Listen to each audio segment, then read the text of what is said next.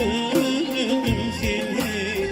Sayramışlar uçanlar, gülüm özledim seni. Baktım bilen dağlara, giresin bir bağlara, gittiler aralara, deyip dinledim seni. Gittiler aralara, deyip dinledim seni.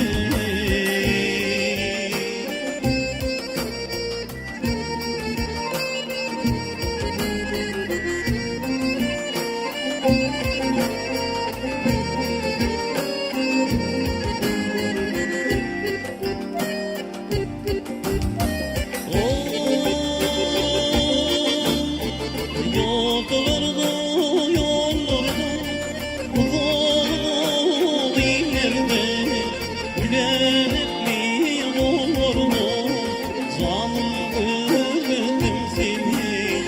Gülenli yollarda, canım özledim seni.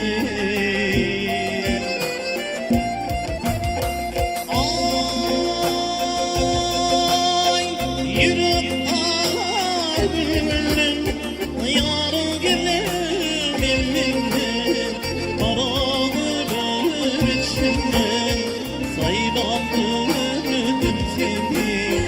Kara ölür içimden, saydan özledim seni.